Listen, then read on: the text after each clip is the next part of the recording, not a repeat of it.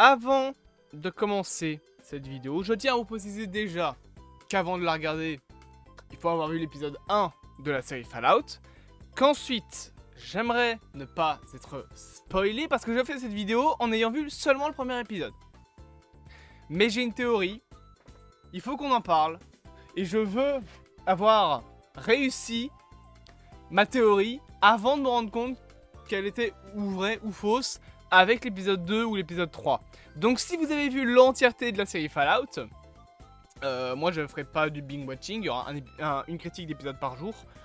Mais si vous n'avez pas vu la série Fallout, bah bienvenue. Si vous avez vu l'entièreté de la série Fallout, à l'heure à laquelle sortira cette vidéo, c'est impossible, sinon vous n'avez pas de vie.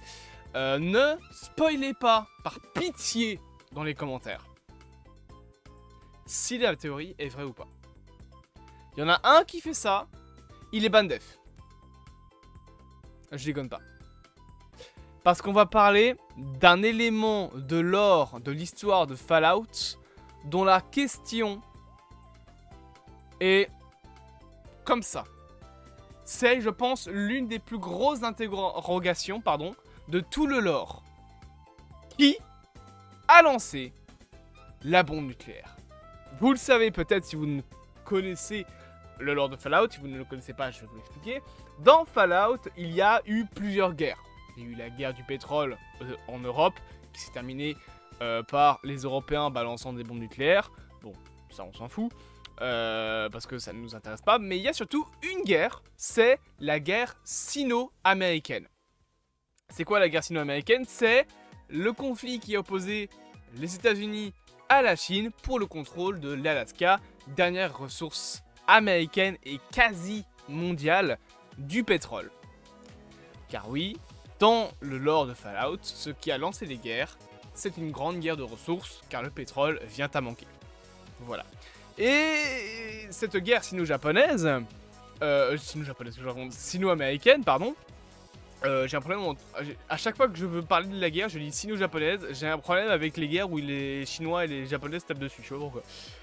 Mais donc, la guerre sino-américaine, c'est quasiment achevé au moment où les États-Unis commençaient à prendre du terrain. Ils gagnaient pas, ils n'étaient pas en train de gagner, mais on va dire que au moment où la guerre s'est arrêtée entre guillemets, faut dire que les Américains avaient créé déjà les Power Armor. Donc les Power Armor, pour ceux qui ne se souviennent pas, je rappelle que c'est ceci. Voilà, donc c'est les armures de l'univers de Fallout. Magnifique. Je fais focus sur mon visage, parfait. Qui ont donc été créés pour combattre de base les Chinois pour la guerre. Voilà, ça c'est la base. Et par la suite, il s'est passé que du coup, la guerre éclate. Et les États-Unis donc commencent à prendre du terrain. Et cette fameuse guerre sino-américaine s'est terminée par un événement de taille, puisqu'elle s'est tout simplement terminée par la Grande Guerre. Voilà. Et pour ceux qui ne savent pas ce qu'est la Grande Guerre, c'est donc une guerre qui a opposé les États-Unis à la Chine, qui a duré quelques minutes, et où tout l'arsenal nucléaire international a été lancé en même temps. Toutes les bombes. Peut-être pas en même temps, mais disons que quand les Américains ont confirmé la première frappe nucléaire, leurs 6000 têtes nucléaires sont parties du premier coup. Et je pense que la première tête nucléaire vient de Boston, mais je suis pas sûr. Non, pas Boston que je raconte. Washington, je crois. Je sais plus où est-ce qu'elle est tombée, mais donc c'est ce qui a déclenché la Grande Guerre. Et bon, il y a plusieurs événements de lore qui font que l'on pourrait parler de qui a balancé la bombe. Il y a notamment des gens qui pensent que c'est la Chine parce que Tim Kaine, l'un des créateurs de Fallout, a déclaré que c'était la Chine qui avait balancé les bombes. La raison serait tout simplement qu'en fait, ils avaient découvert les travaux des États-Unis sur le FEV, donc c'est le virus de force, non c'est le virus d'évolution forcée, Forced Evolution Virus, donc le VEF en fait chez nous, qui est donc le virus qui a créé les super mutants de l'univers de Fallout et qui était développé par les États-Unis. Et ils auraient balancé des bombes tout simplement parce que c'est techniquement de base une technologie qui est interdite, tout ce qui est virus, etc. Ça c'est la première idée, ce serait que la Chine et balancer les bombes nucléaires. D'ailleurs, anecdote sur cette image, il y a une ref à Fallout Shelter sur le panneau Voltec. Ça là en fait c'est complètement une ref à Fallout Shelter. Voilà, c'est l'écran d'accueil de Fallout Shelter. Voilà, je vous dis ça comme ça. Et notamment donc ce qui pousse les gens à croire ça, c'est que avant ça, avant en fait les bombes, les Chinois avaient commencé à mettre leurs bateaux, enfin une flotte, et en plus de ça ils avaient mis il me semble des avions aux alentours des États-Unis, notamment dans la mer du Golfe, et que quelques temps après, les bombes ont été envoyées. C'est une théorie plausible, et en soi on peut se dire que c'est logique vu que c'est le créateur qui l'a dit, mais c'est une théorie qui ne me plaît pas spécialement, et vous allez comprendre pourquoi, car je pense que le déclencheur des bombes est une petite entreprise du doux nom, je vais arriver sur l'image, de Voltec. Voltec, je vais vous expliquer ce que c'est pour ceux qui ne connaissent pas le lore de Fallout, encore une fois. C'est donc l'entreprise qui est derrière les abris de Fallout. Donc c'est eux en fait qui ont créé les abris anti-atomiques aux États-Unis. Il faut savoir que c'est une technologie envers laquelle le gouvernement américain croyait beaucoup. Et du coup, au début, quand les abris ont été construits, il y en a, il me semble, 120 qui ont été construits, si je me souviens bien. Et au début, quand ils étaient construits, les États-Unis ont fait beaucoup de tests nucléaires, en fait. Enfin, de tests d'alarme nucléaire pour inciter les gens à aller dans les abris, à se prendre une place, en fait, au sein des abris de Voltec pour être sûr et certain que les abris se remplissent, etc. Bon. Il y a du complot là-dedans, bien évidemment, parce que Voltec est aussi une entreprise qui avait construit pas mal d'abris pour être en fait des abris avec des expériences humaines.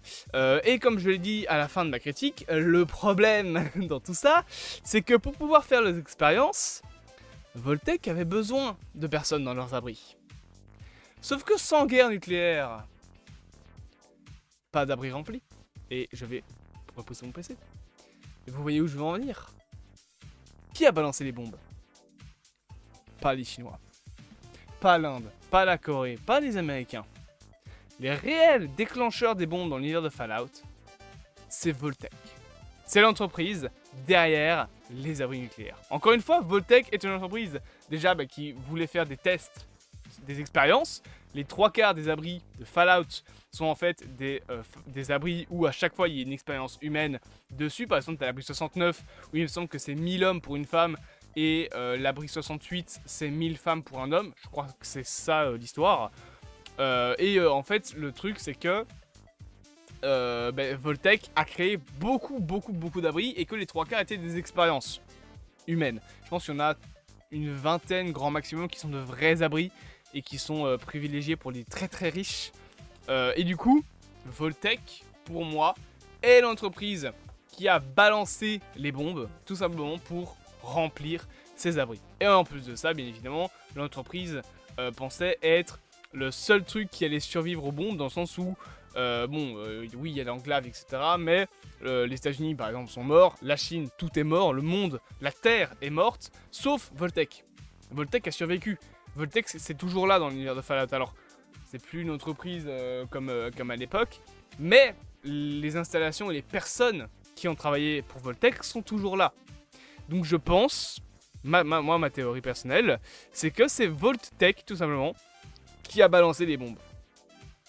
Et je pense que ça va être égayé par la série, parce que notamment on a des moments où le personnage donc de Copper Howard, interprété par Walter Scobell, dans le teaser à la fin de l'épisode 1, nous parle pas mal de fois de complot, du fait que Voltec est une entreprise est la plus grosse entreprise du monde, une entreprise qui pèse des dizaines de milliards, que ça aurait pas de sens qu'ils fassent certaines choses, et en même temps on nous dit oui mais tu sais, voilà c'est peut-être un complot à part si le peuple le veut. Je le dis personnellement, Voltec a balancé les bombes, et je pense même que leur QG d'après-guerre est à Los Angeles, raison pour laquelle notamment il y aura tout le monde à Los Angeles dans la série. La confrérie de l'acier, la Nouvelle-Californie, l'enclave, il semble y avoir tout le monde. L'enclave, pour ceux qui ne savent pas, c'est les résidus du gouvernement américain dans l'univers de Fallout. On verra ce qu'il en est dans les futurs épisodes, Mais moi je le dis, Voltec est coupable. J'espère que cette petite vidéo vous aura plu. Bien évidemment, n'hésitez pas à vous abonner, à partager, à liker et à commenter. Et on se dit à bientôt pour de prochaines aventures.